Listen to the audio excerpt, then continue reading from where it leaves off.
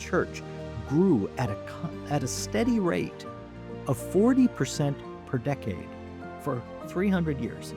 40% per decade. That's amazing. And this is at a time when Christianity was a capital crime. If you were caught doing it, you could be executed. If you were caught with a Christian book in your possession, you could go to jail for that. You could die for that. And yet the church was growing anyway. Had no media presence, right? There were no media to speak of, no printing press, no radio, no internet, nothing.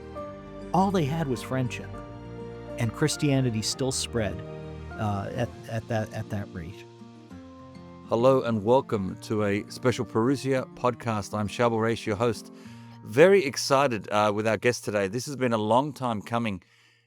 Many may not remember, but when we started Parousia 20 years ago, I started because I was inspired by many different speakers, including Scott Hahn and many others, Tim Staples and the like. But there was a character there that was interviewing Scott Hahn on a series called The Lamb's Supper. This has gone back quite some time, 25 years.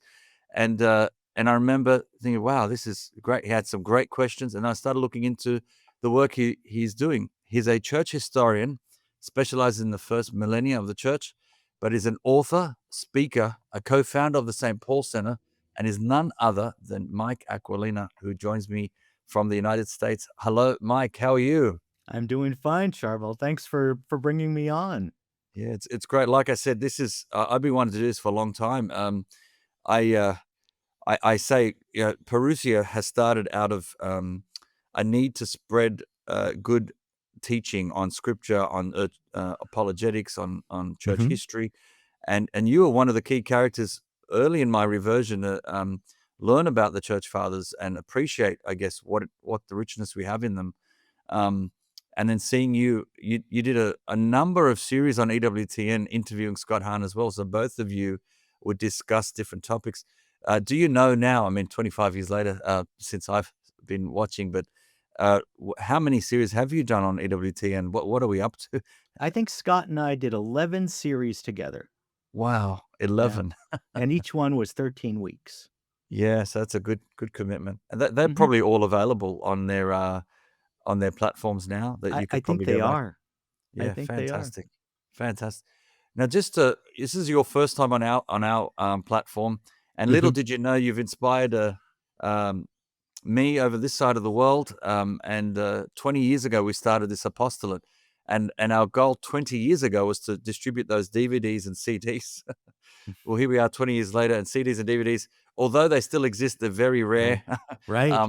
not as common. They were our sort of main bread and butter, our main apostolate, but now it's publishing books and courses and online content, including this podcast. And praise be to God, this year, as we celebrate 20 years, millions of people have been reached through this work and this medium. So awesome. And, it is when I think back, and it started by just learning about and stumbling across you on EWTN and learning about the power and of the treasures in the church fathers. So I'm excited about tapping into all this. But just as a very quick intro for our audience, I've said you're a historian, I've said you're an author, I've said you're a speaker, co-founder of St. Paul Center, but Mike Aquilina, growing up, what was it? Who was Mike Aquilina? When did your faith become, serious for you in your life? Just could we get a very quick snapshot of your quick upbringing to get to where you are today? Well, I'm the youngest of 7 children of very devout parents.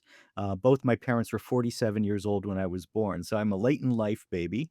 I'm just 9 years away from the nearest sibling, and just 2 years from my parents' first grandchild.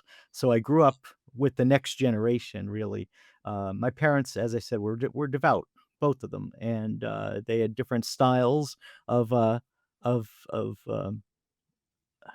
being Catholic. My father was very quiet and practically a silent man, but he showed his faith in his own way. My mother was much more demonstrative about it, and And my earliest memories of my mom are of her cleaning the apartment we lived in. We lived in this little apartment, and she'd be cleaning, and she'd have the duster in one hand that she was cleaning behind the radiators with, and she'd have the rosary in the other hand. Oh, My wow. father, I noticed, would always tip his hat, when he went by a Catholic church because there's a tabernacle in there, right? But it was just a silent gesture, and these things really do teach piety, or at least they give an example of it. Uh, so I mean, we got the faith, and they made sure I went to Catholic schools. I went to Catholic schools for 12 years for grade school and high school, and it was a very confused and confusing time in the church. I grew up in the 70s pretty much, and it was difficult. There was a lot of confusion about doctrine. There was a lot of confusion about practice and what the church taught and believed. And that was there in the schools as well. And so I experienced a lot of that. I think a lot of my friends did as well. And we kind of fell away from the practice of the faith. Um, but Interesting. I started to make my way back when I was in college. And I did it because I went to a big state university, and it was a secular university. And a lot of my teachers were atheists and agnostics. But what was interesting to me is how important the Catholic faith was to them, because if you're Interesting. studying history, it's it's something you have to come to understand. If you're studying art history, it's something you have to come to understand, and it's the same thing if you study literature, poetry. You need to come to terms with the Catholic faith, and I had this funny, situation. I can remember I was taking a class on the works of Willa Cather, great American author of the early 20th century, and some of her works deal with Catholic themes, and the teacher kind of was talking about this and asked if anybody in the class was familiar with the genre of the lives of the saints. And so I raised my hand and I could speak to it, right? From the little bit I knew, right? And so after that, I was the Catholic guy in the class, even though I wasn't practicing the faith, and I was kind of checked out. And she'd ask me to explain things every now and then, and so that got me thinking about a lot of these questions, a lot of the questions that were raised by Cather's novels and so on. And I came to a new appreciation of the faith, and eventually I found my way back to the practice of the faith. Yeah, wow. Interesting that you remember clearly, I guess the confusing time, in the '70s growing up in high school, so I just, it's amazing how much of an, how difficult it was. I know many people that we've fallen away, what we call the boomers in this time, Mhm. um, who really, their understanding, of the faith is probably, um, what was lacking there, I guess, because of that confusing time, uh, Mhm. and I was just curious when you went to college, so when you did history, was that just general history, secular history Yeah, across, um right. Yeah. yeah, so you had to deal with, the Catholic Church at in some parts of that, so Right. yeah, And if you're wow. studying art history, you're studying sacred art for Yes. the Middle Ages, for the Renaissance. You're just immersed in it. You're studying the Wow. icon when you study the Byzantine era.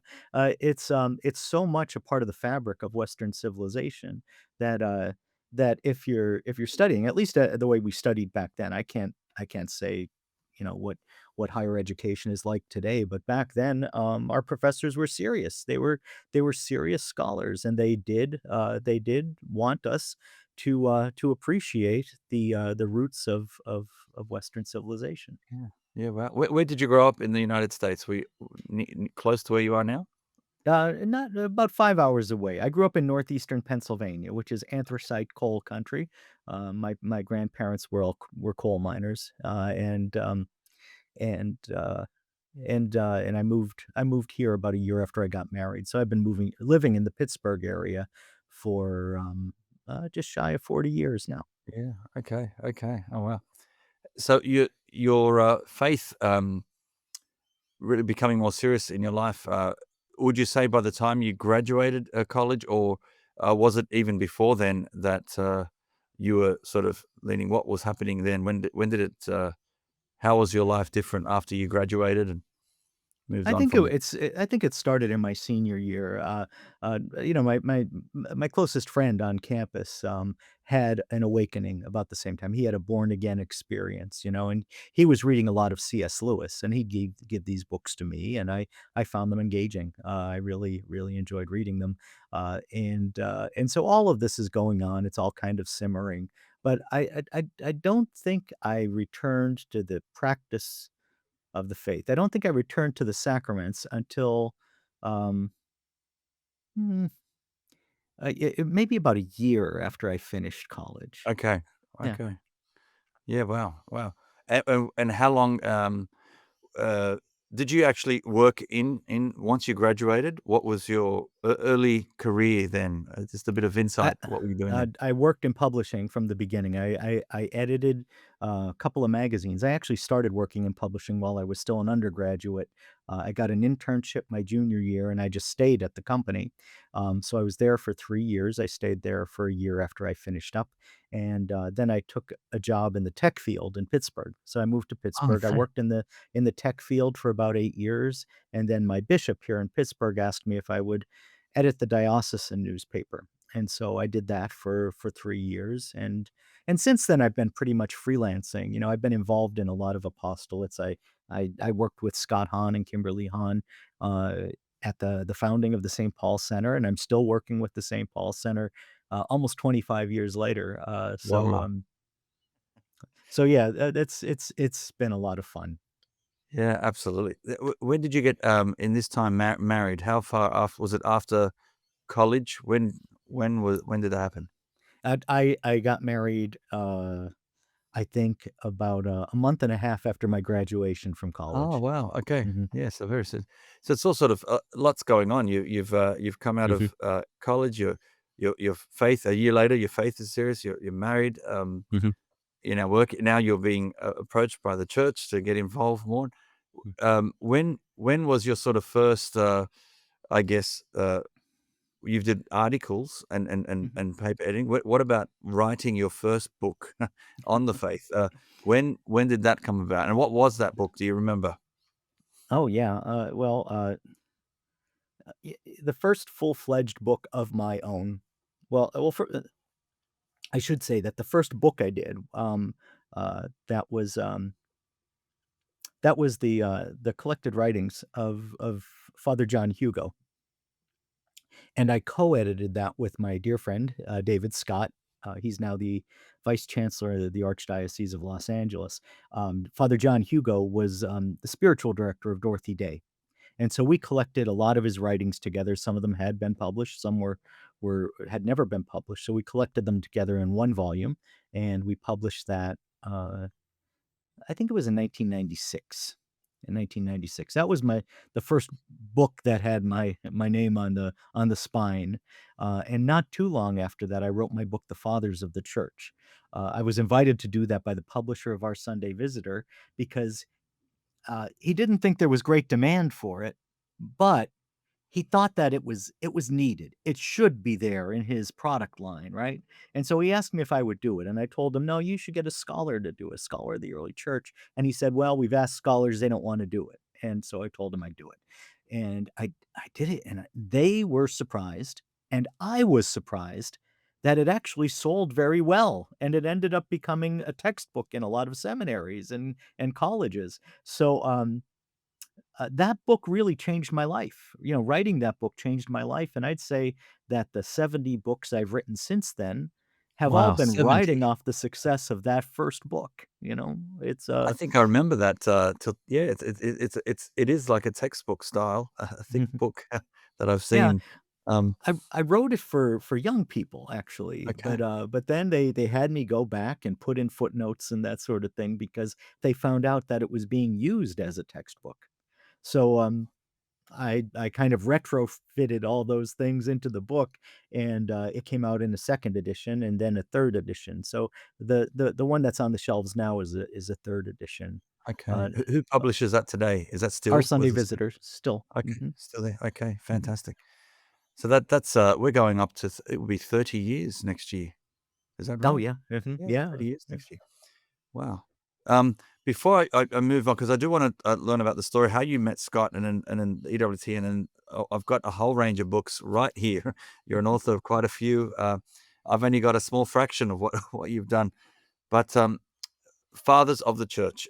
Just very quickly, for those who do we consider fathers of the church? Like, sort of, from Mm. what time period to what time period do we say these are the fathers of the church? Who are these people?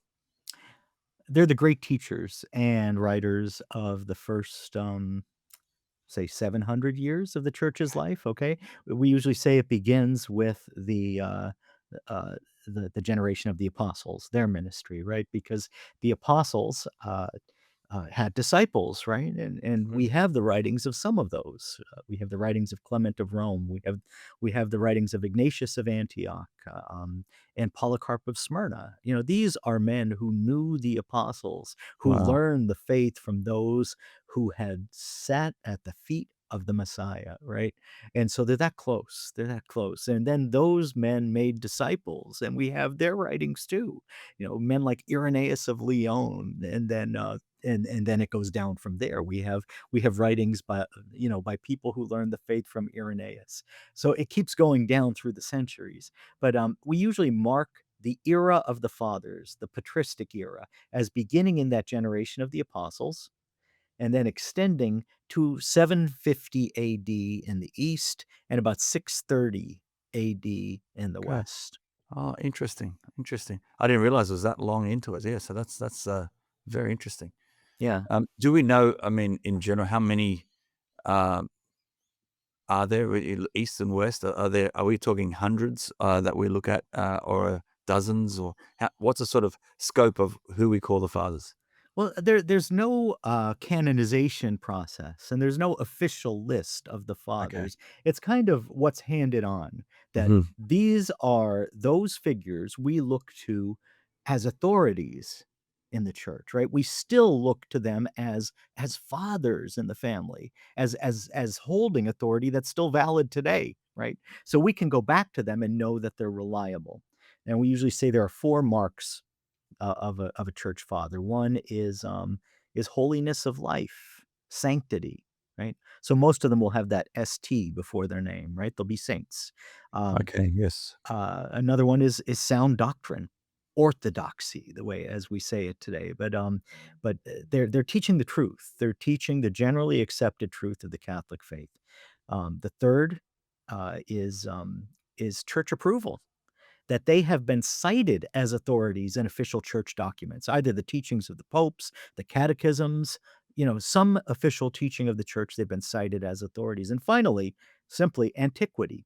They come from that period that we recognize as the patristic era. So those four marks are actually marks that were observed in the time of the fathers, because venerating the fathers and going to them and citing their authority is something that we learn from the fathers. They have been doing this since the first century, right? Since that first century, they always looked to those who had gone before, right? Because and they learned that from the apostles. When we read the Acts of the Apostles, and the apostles are going out to all the world and telling the good news, when they talk about God, who is the God they're talking about? They say, the God of Abraham, the God of Isaac and Jacob, the God of our fathers, right? And even Yes. in the Old Testament, we see that pattern in the Psalms. Just search the Psalms on the word fathers, and you'll see that there was this veneration of the teachers, the great teachers from antiquity. So this is just biblical religion, that we venerate the teachers of antiquity, because their doctrine has been tested and proven by time, right? And it's Yes. still valid in the church today. So yeah, Amazing. I don't know. I get excited when I we love talk it. about I these absolutely teachers. love it because, yeah, these are real characters that we can look to as our first disciples, and how they, I guess, interpreted, how they learnt, how they took on that faith, that this new religion, so to speak, these new Christians, Yeah. followers of Christ, this rebel. So I'd love to unpack all this. Before I am getting excited, and I want people to know, because this is widely accepted across Christendom. So it doesn't matter what denomination you're in. Uh, Many non-Catholic Christians also recognize the fathers. Is that Mhm. correct? It is, it is. Yeah. If you look behind me, you see a bunch of books, and I'd say, Yes. maybe about a third of them are written by non-Catholics. Certainly the Orthodox churches have venerated the fathers as much as the Catholic churches have. The Catholic Church has. So we share that devotion with the Orthodox. We share it with Anglicans. We share it with Lutherans. Martin Luther himself would cite the fathers that he knew. He didn't have a wide knowledge of the fathers, but he knew Augustine, and he knew some works of Mm. Augustine very well. John Calvin considered himself to be something of a disciple of St. Augustine as well. Now, again, they didn't have all the works of Augustine at their disposal, and certainly not they hadn't been trained in using Augustine in the range of his writings, but they were dependent on some writings of Augustine during the time of the Reformation. So yeah, there is I'd say a healthy consensus about the authority of the fathers. The Methodists also, the Wesleys, were both great readers of the fathers and depended on the fathers as they as they founded Methodism, and wrote those first hymns that they're still singing today, and we're still singing today. They Yeah. pulled a lot of those from antiquity and were inspired by the ancients. Look at that. So good. It's good to appreciate all this because we're standing on their shoulders. We're learning about our faith thanks to these people passing it on and living by that example. Mhm. I wonder, and the reason why I ask, because uh, um, obviously Scott Hahn himself, which is how I was introduced to you, was that series, The Lamb's Supper. Um, he was a former Protestant himself, and then Mhm. found his new faith in the Catholic Church in the mid second half of the 80s, 1980s, Mhm. and then ever since he's been one of the pioneers in the church in teaching biblical theology, uh, and the amount of priests and bishops today that have been impacted by just one that man's teachings, Yes. let alone all the other, I guess, connections that's happened. So the 80s were an interesting time in America. I understand Catholic Answers. You've got EWTN, you've got Ignatius Press, you've got these great private apostolates, and many of the work being apologetic, sort of the Catholic Mhm. and Protestant um, discussions about different doctrine and theology. But did you uh, how much of that were you part of in the 80s and 90s, um, seeing the sort of Catholic Protestant, uh, if you like, debates or heated. Mm. Did you come across a lot of that yourself, from the Catholic perspective? Did you see many of that in America? Not really, actually, because Interesting. I grew up in a town that was almost entirely Catholic. No, Okay. not everybody was practicing their faith, but my town was predominantly Catholic. I often joke that the first Protestant I married because I married a Protestant girl I met at Penn State. My wife came from the Lutheran tradition. Um, so, uh, I really didn't encounter, uh non-Catholics, until I went to college, and then you'd find, again, even though I wasn't practicing the faith, I'd find that people had some strange ideas about what Catholics believed and what Catholics did, and you'd have to kind of say, that's not exactly true, and point out to them, why they were mistaken. Some of it's just prejudice. There are urban legends out there, right? And you have to speak up when you hear those things. But I was not that interested in apologetics. I didn't I guess I didn't feel the need for it as much because I wasn't being challenged by a great number of people at the time I was coming back to the practice of the faith. That wasn't going on. Uh, and again, I, Interesting. I moved to Pittsburgh, and Pittsburgh is a largely Catholic city. So. Yeah. Okay. Okay. No, that's good to know. How Mhm. did you meet our friend then, Scott Hahn, and when did that happen? Uh, well, it happened in the early 90s, uh, because Scott had been a youth pastor in the Presbyterian church not far from where I live in Pittsburgh, about an hour away, actually, hour Okay. north, Okay. in Grove City, Pennsylvania. And And so, uh, a lot of the members of his youth group were older now, and they wanted to become Catholic because they had been listening to Scott's cassette tapes, right? And I so remember those. Scott wanted to find a um, an RCIA program that would be suitable for them, and so he was talking to a mutual friend of ours, and our mutual friend said, Why don't you call Mike Aquilina because because his wife has just gone through RCIA and she had a very positive experience." So Scott called me, and he got the members of his youth group connected with the RCIA program that my wife had just gone through, and then we partied together at Easter, and then we were off and running. Scott did did some, um did some writing for me, some excellent writing for me when I was editing, New Covenant magazine. I started editing New Covenant in 1996, and Okay. I edited it until, 2002, and through all Wow. those years, Scott did some great writing for me. Wow. What about that famous series, The Lamb Supper on Mhm. EWTN? What year was that originally filmed? I Is think it that was n 99 or 2000. yeah, okay. Yeah, so it was right at the turn of the millennium, and there was a There you lot of go. excitement, a lot of people, with crazy ideas about this apocalypse that was going to happen Yes.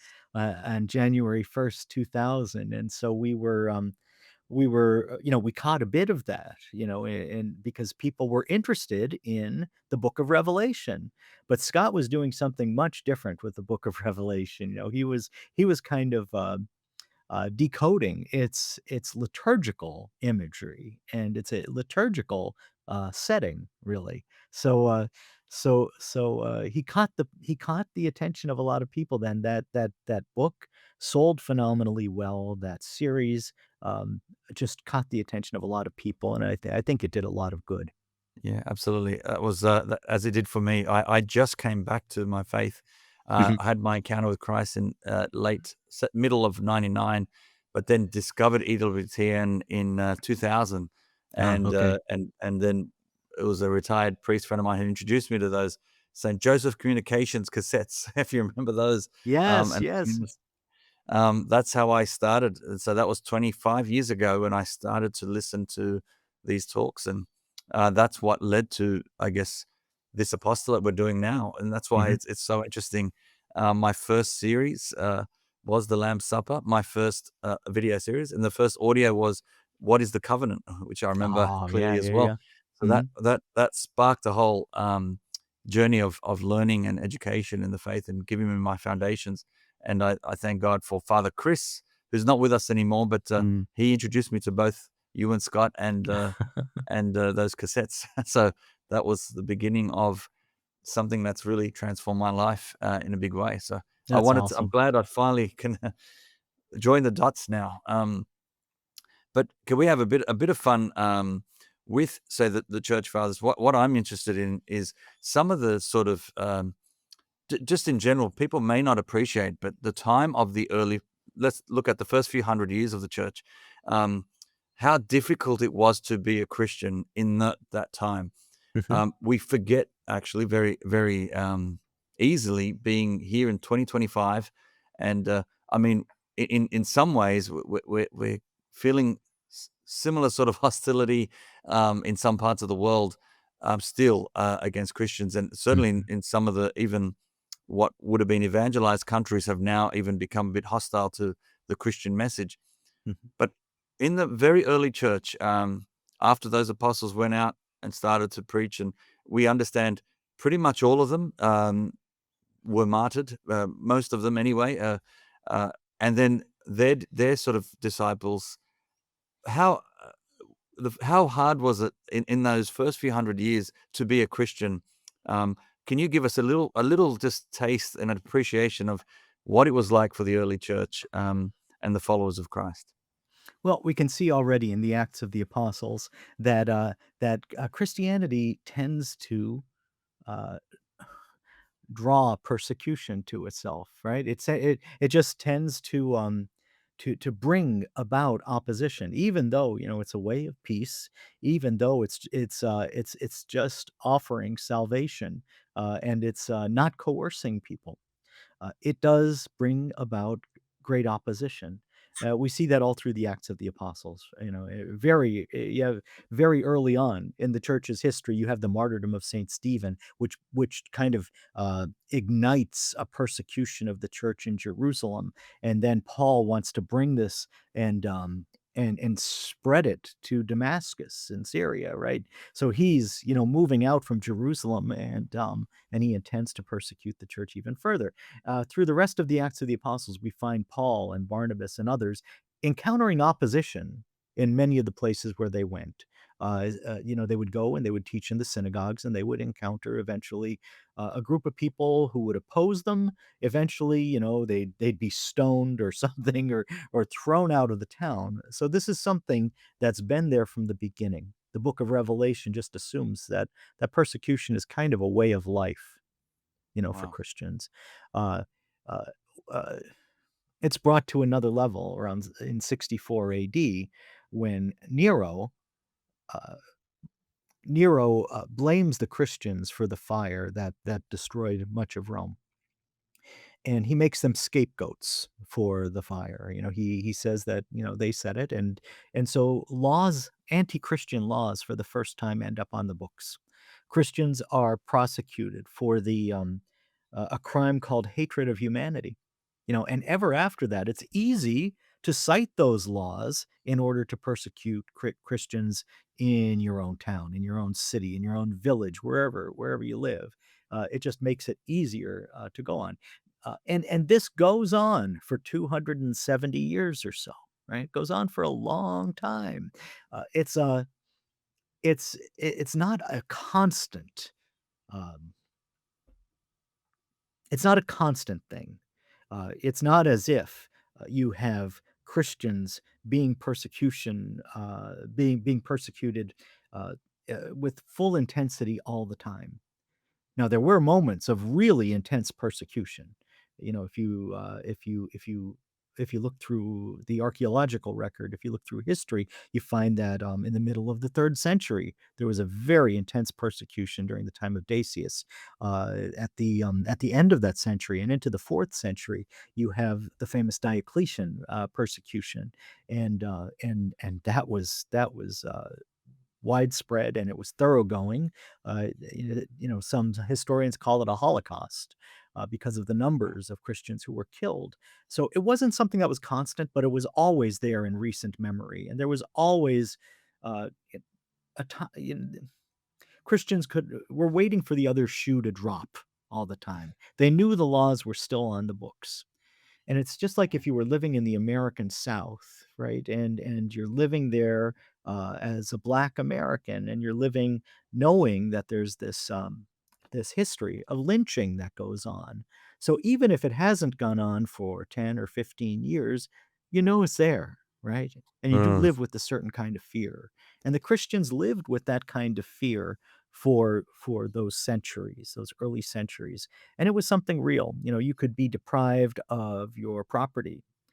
You could be deprived of your life. You could be, uh, cut out from certain jobs. That's the way the anti-Christian emperor Julian the Apostate. He was an ex-Christian who wanted to repaganize the empire, and he would not allow Christians to teach in the schools because they venerated Matthew, Mark, Luke, and John. And he Wow. wanted them to just teach the Roman curriculum, which is all the pagan literature. So he banned Christians from the teaching profession, and then from other professions, because you had to swear oaths to the gods or whatever. So he said that Christians could not do that, and he just kind of pushed the practice of the faith to Sundays. So yeah, it involved suffering. It cost something to be a Christian during those first centuries of the church's life. Almost like that, they had every intention to wipe out all Christians, almost obliterate them off the face of the earth, but the very opposite happened. The Yeah. opposite happened. You'd wipe out 100, 1,000 pop up elsewhere. What? And this is the mystery of the whole thing, Oh and yeah. I guess the glory and the power of God. Um, At the some end were of the very second critical in public. Yeah, in the second century, one of the church fathers, Tertullian, observed that the blood of the martyrs is seed. It's the seed of the church because no matter how much you mow us down, the church grows. People look at them at the deaths of the martyrs and they look at the lives of the Christians and they say, "Wow, I've never seen such courage. They have something they're willing to die for. And if they have something they're willing to die for, they have something that they can live for, and Mm, people wanted that, right? They wanted that. Um, so Tertullian points out that people were becoming Christian in all the walks of life, in spite of the dangers, in spite of the laws that were on the books, in spite of the persecution, they were becoming Christian anyway. And I think that that's a real dynamic. He said that the pagans often spoke about Christians as if they wore charity as a brand upon their bodies, right? Because if you owned slaves in those days, you had them branded, right? And so he said, instead of having a tattoo or something on the body, Christians wore charity as if it were a brand. And and so, that was our branding. That was our identity, was charity. And people would say, "See those Christians, how they love one another."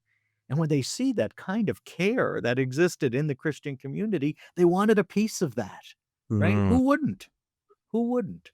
So the faith spread. The sociologist Rodney Stark wrote a great book um, back in 1996, I think, or 97, called "The Rise of Christianity." And Stark wrote as an agnostic, but he was trying to figure out what factors contributed to the dramatic growth of Christianity during those years. And he looks at the historical and archaeological data, and he said that the church grew at a steady rate of 40% per decade for wow, 300 years. 40% per decade. That's wow, amazing. And this is at a time when Christianity was a capital crime. If you were caught doing it, you could be executed. If you were caught with a Christian book in your possession, you could go to jail for that. You could die for that. And yet the church was growing anyway. Had no media presence, right? There were no media that's to right. speak of, no No, printing press, no radio, no internet, nothing. All they had was friendship, and Christianity still spread at that rate. just phenomenal, phenomenal. And some of these deaths were very much public and even forms of entertainment for them. Yes. And today you could go to the Colosseum in Rome and think, oh yeah, beautiful building, great stadium for, do they have football matches there? What did they do there? When you start to learn, oh my goodness, some of the Christians were actually the center stage of what they would call entertainment, but the gruesome things that would happen, Mhm. lions being fed to Yep. the lions and lit as torches, and how long did that last? I mean, that was that centuries as well. Were It we? was. Oh my It was. goodness. In so much of the ancient world, entertainment involved blood sports, right? Oh So boy. it was people killing people. It was people killing animals. It was animals killing people, right? And you needed to keep up this level of entertainment for people, for the masses. That great saying is that that's the way Rome kept control of the people by giving them bread and circuses, right? By filling their bellies and keeping them entertained. Entertainment involved a lot of death, right? Phew. You had to be there watching people being made sport of, and the Christians gave the Romans a steady supply of food for the lions, right? Wow. Wow. Amazing. Now, so when did this finally come to an end? So there was a time when it did become legal. It was finally that the laws were dropped, at least in the Roman Empire. Is it the turning of the Roman Empire? When can we just, for those who aren't familiar, um, when did we sort of finally get some sort of peace for the Christians? And It happened gradually with the beginning of Constantine's reign. Okay, so it began in 312 AD. Constantine put out the Edict of Milan, and he put out edicts to the eastern provinces and others, right? That began to articulate the idea of religious freedom. Constantine certainly gave a favored status to Christianity, but really his primary goal was to get people to get along. If you're a pagan, if you're a Christian, if you're a Jew, just get along with one another, right? He Mm. wanted to give people freedom of conscience. He was enacting the doctrine that had been taught to him by the great African teacher Lactantius, who was his tutor. He was a Christian, and he was Constantine's tutor when Constantine was young. So, for the first time in human history, you have this idea of religious liberty, and it's enacted in law. Now later there were Christian emperors who didn't have the same idea as Constantine, and they did go ahead and suppress the other religions. But for Constantine, it was a matter of freedom of religion. So gradually through those early years of his reign, you find the disappearance of persecution. It still went on in the East, had a couple of flare ups, but from the early 320s on, Constantine just had the entire empire under his authority at that point, and he just stopped it. He just Yeah. stopped it. Wow. There was a little bit of a flare up again in the 360s when Constantine's nephew, uh, um, Julian became emperor, and Julian tried to repaganize the empire. He outlawed Christianity again, or at least tried to marginalize Christianity. But Julian's reign was mercifully short. It didn't even last 2 years. Okay, okay. So then when did then the Roman Empire, I guess, come to an end? Mhm. It no longer was the world power. When did that Yeah. happen? Well, people argue about when that happened, Okay. but certainly by the end of the 5th century, you find the Western Roman Empire is now being ruled by the the tribes that used to be called the barbarians, right? Yeah. They're Wow. they're they're ruling in the West. Uh, the Byzantine Empire is still known as the Roman Empire at that time, and it continued to be known as the Roman Empire, uh, Hmm. for another millennium at that point. So it's still the Roman Empire is still there until Constantinople is sacked. Wow. Okay. And is this what leads to then why we have the head of the church, the Roman Catholic Church, being in Rome? Is it? I mean, is this what's the similar significance of it being in Rome? Is it because of that time? Are we talking about the 7th century? Or when did I guess Rome become, if you like, the capital or the mother location of the church? Hmm, And then you've got obviously the East as well. So um, right. you just touch on how that works in the Catholic Church. Mhm. Well, Rome was the center of the world at that time, Okay. right? It's the Okay. it's the capital of the empire. But if you read St. Luke's gospel, you see a certain Romeward trajectory. I mean, if you read St. Luke's gospel with his second book, the Acts of the Apostles, you see a certain Romeward trajectory, right? There's a movement toward Rome. There's a very positive presentation of some of the Romans in Luke's gospel. They're seen as friendly to the Jews. They're seen as as believers of a sort, right? They call them God-fearers. We find the God-fearers again in the Acts of the Apostles, uh, and the whole movement of the Acts of the Apostles is toward Rome, right? Where does it end? It ends with Paul arriving in Rome. Then it just stops. It just stops there. It goes no further. It's a very strange ending to the book, right? So we know that Peter and Paul both went to Rome and that they both more or less settled there and they governed the church from there. Uh, the earliest document we have, the earliest named document that we have from the next generation of believers is from shortly after the death of Peter and Paul, right? They die in 64 AD, and probably around 67 AD we find the letter of Clement. to the We. Corinthians. And it's very interesting because we know that Clement is one of the successors of Peter as Bishop of Rome. He's occupying the seat of the apostle there in Rome, and Clement writes this long letter to the Corinthians across the sea in Greece, and it's a Wow. letter that assumes that he has authority over them. As a matter of fact, he says that they have come to him with these questions to settle these matters, these disciplinary problems that they were having in their church, right? So they obviously wanted to kick their problem upstairs and have someone with authority settle it. And again, they send it to Rome. So you have this exercise of Roman authority of the Bishop of Rome in 67 AD. That's when I think the letter of Clement was written.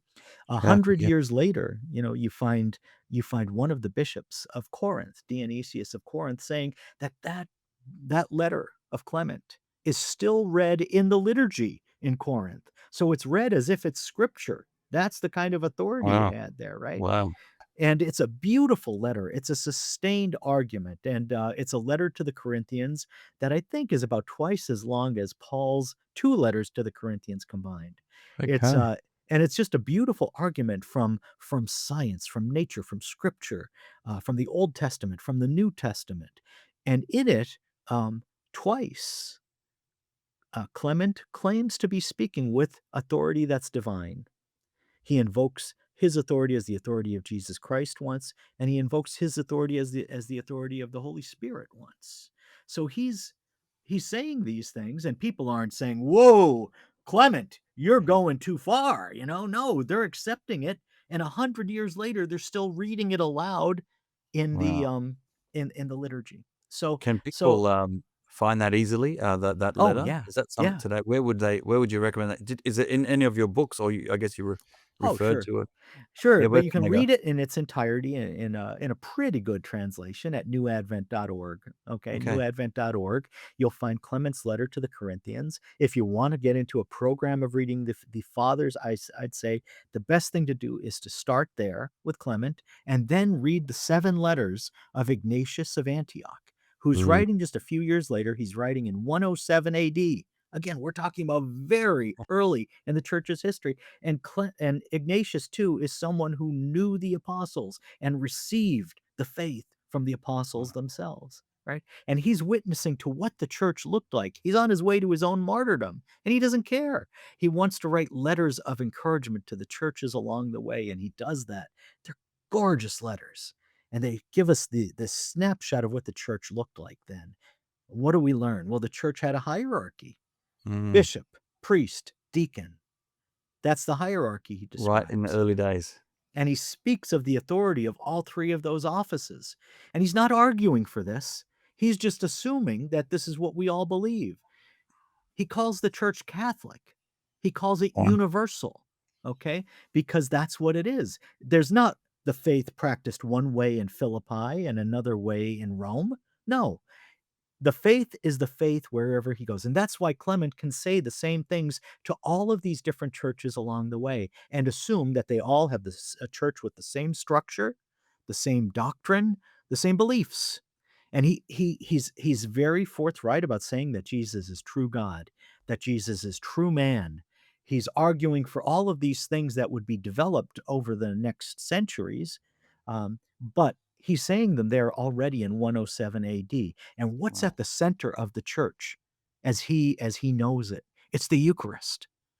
He speaks as of the Eucharist in these realist terms that we Catholics still use today. He speaks of it as the flesh of the Savior, the same flesh that was resurrected. He uses the Greek word sarx, which you'd use to describe the meat hanging in the marketplace. So he's using this realist language, and he refers to the Eucharist as God's blood. God's blood. Wow. And he says that he wants to be, he says, he tells the Romans not to do anything to prevent his martyrdom. And the way he describes it, he wants to be ground like wheat in the teeth of the lions to be made pure bread for Christ. So he's Wow. imagining his own death as a Eucharist, and he's saying he wants to be poured out like a libation on the floor of the Colosseum. His blood could be spilled there like the Eucharistic blood in the chalice. It's such a powerful Eucharistic image that he uses to describe his own impending death. He has no fear of it.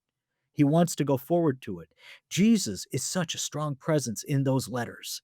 But Clement just wants to be near Jesus, and he wants to be like Jesus. And you can feel it as you read those letters. I love those Wow. letters. They Wow. have an excitement and an immediacy and a deep faith that you can still feel today when you read them. And it's a Catholic faith. Not only because he uses the word, but because we recognize all of our doctrines, we recognize all of our practices in those letters. Just amazing. That's so early on in the church. There it is, confirming. Wow. I'm getting excited just hearing to know more. Now, just I guess just in closing, if because I do want to go through some of the titles which we have available at our website now in this region of the world. But just fast forwarding till today. I mean, Christendom, grew that thanks to the blood of the martyrs, thanks to their witness, thanks to the church fathers' teaching that helped form the generations to follow, and now Christianity has really reached pretty much most of the world. Um, Still pockets that still haven't have the message, but now we're also going. We're so far down the line now that there's probably places that we have to go and re-evangelize and go Yes, back yes. again. But how would you sum up today? Like, I just can't help think today. Are we almost entering into a? I don't want to compare it to, I guess, being fed to lions, but there certainly is a soft persecution, if you like, or some sort of um, negativity, pushback against the Christian believers in the world Yeah. today, generally speaking. Could you just comment about what you're observing, and are you seeing parallels in an interesting way? Absolutely, absolutely. Yeah. There were more martyrs made in the 20th century than in all the other centuries combined. Wow. There were more martyrs made in the 20th century than all the other centuries combined, and the pace has not slowed in our own century. There are Christian martyrs being made today in Syria, in Nigeria. If we have to dig down in the news though, because those aren't being reported. Those deaths are Mm, not being reported today. But Christians are going through the same kind of slaughter and probably are dying in greater numbers today for the faith than in the time of the fathers of the church. You know, uh, it's amazing that we have these news media today that broadcast stories instantly, but they only tell you the stories that they want you to hear, that they want you to know, and for whatever reasons, they don't want us to know those stories. yeah, yeah. No, I know that's what it feels like. Yeah. um, but we just stay strong and be encouraged. We just keep going. And what's interesting is, yeah, this year, 2025, the year of the Jubilee, we are seeing some sort of upturn, aren't we?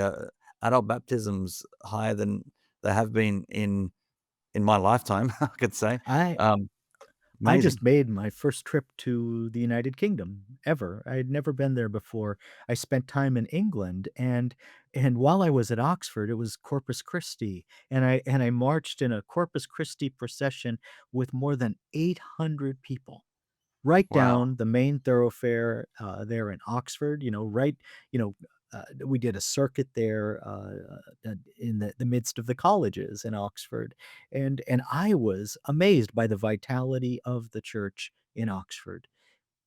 And I understand that there's something of a spike in conversions all through England right now, that there are more Catholics in the pews on Sunday than there are Anglicans for the first time since the Reformation. So That's amazing. history proceeds on parallel tracks.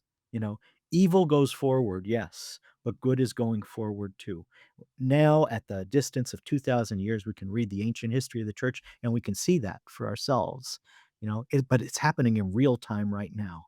Some of the most amazing things are happening all over the world, and Catholics could get giddy reading those good news stories. But at the same time, Christians are being persecuted. They're being persecuted in China and North Korea, and as I said before, Yes. in Iran, in Syria, in Nigeria. It's exciting time, isn't it? Hmm. We're seeing the growth of the church, but also, as sad as it is to hear some of the persecution, we pray that this is going to be a witness. These people are not, um, on face value. If they stopped, if their life ended here on earth, then it would be a very bad ending. But we know it doesn't, and that's the beauty of the faith. Hmm. It they go on, to their heavenly home, as Right. martyrs, and they know better than anyone else that life does not end here on earth. It continues in heaven if Yeah. we can get there. Yeah, who won the battle? The commandant of Auschwitz or Maximilian Kolbe, That's right. right? That's right. Maximilian. Absolutely. Absolutely. Great point. I'm excited. People want to dive more into the early church, and Mhm. I highly recommend they read your books. I just want to highlight a few of them. Emmaus Road published these, and we've been privileged to license them in Australia and New Zealand and get them out there. So here's one. I mean, I just want to highlight a few. Here's how the fathers read the Bible. This is one I'm holding from Emmaus Road. This one of the 70, you don't know where this one fits. It's probably in the is this early or later on in your, Later writing on. career? Later on. All those books I think you have in that pile are books from recent More years. Okay, okay, that's good to know. Well, Mhm, here are some of them: Scripture, Liturgy, and the Early Church. That's that one there. mhm, Um, you've also got another one here, Friendship and the Fathers, so how the early mhm. church evangelized, which we sort of touched on a little bit We in did. this podcast, but there's a great book for people to dive into. Um, we could learn a thing or two from that. Yes, we can. I think that's the key. Yes, amen. The healing imperative. This one's interesting. The early church and the invention of medicine, as we know it. So, what inspired this one? This is um, what are you looking at here in the with medicine? Well, a simple historical fact. Christians invented the hospital. Okay. Before Christianity, there was no such institution as the hospital. The hospital was created by Christians to deal with the situation of epidemic in the 3rd century, and it's Christians who cultivated the development of the hospital. And again, this is at a time of persecution. It's a time when the faith is illegal. And Cyprian of Carthage, the great bishop of North Africa, um, told Christian doctors during the epidemic that they had to treat not only Christians, but also the persecutors. So there you are, you have to give medical care to the person who killed your brother-in-law. Oh You my have to give goodness. medical care to people you saw killing your fellow parishioners. Uh, the invention of the hospital is one of the great stories, and there's a lot of detail that we have from the historical record because we find testimonies to this development not only in the writings of Christians from that period, but also from the writings of pagans. So, Wow, wow, yeah, I tried to pull that it's together. It's a interesting. great story. Fantastic. Oh, Africa and the early church, the almost forgotten roots of Catholic Christianity. So Yes, almost yes. forgotten. So Africa plays a big part in the early church. A huge part in the early Okay. church, and I talk about, especially Carthage and its influence on the Western Latin church, and I talk about Alexandria and its influence on the Eastern Greek churches. Both of these cities, both of these churches, uh, uh, just they still have a profound effect in our life and our doctrine today. They developed our language, they Right. developed our liturgy. They were dependent on them in so many ways. Africa was an epicenter of Christianity in the early Wow. Christian years, and we must not forget that. Yeah, very good. Um, the Eucharist foretold the lost prophecy of Malachi. Hmm. That's right there. Yes. Fantastic. Yeah. Villains of the early church. So, and how they made us better Christians. So that's I can imagine an I interesting think one for that's my people. funniest book. That's my Okay. funniest book. And in Um, it, I tell the stories of some of the persecutors because they were certainly villains in the Christians' view of things, but also some of the heretics as well. And I tried to make it an entertaining read. yeah, fantastic. And then the last one here, faith of our fathers, why the early church still matter and always will. So A collection of that's essays, yes. Mhm. yeah, fantastic. All these we have available on our website, parousiamedia.com. As you can see, quite a few here. We're going to, they're available now, and we offer free in Australian customers, free shipping. So if they did take advantage of this this year, in the year of the Jubilee, please take advantage, get your book today. Any one of these, we'll have the links below. And also those outside of the region in America, you can go to St. Paul Center or Emmaus Road. We'll put those links as well below. And so St. Paul Center, Mike, just in closing, how many years is it celebrating in 2025? What?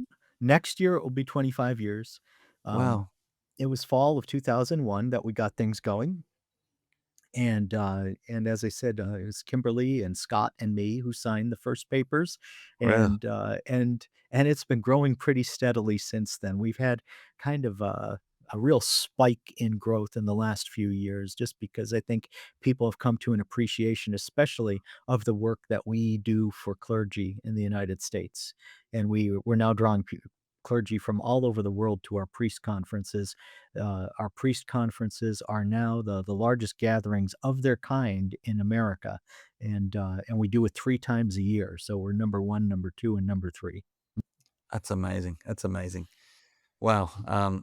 Well, just as we close here, this website. So you have your own website. Yeah, Yep. it's simple.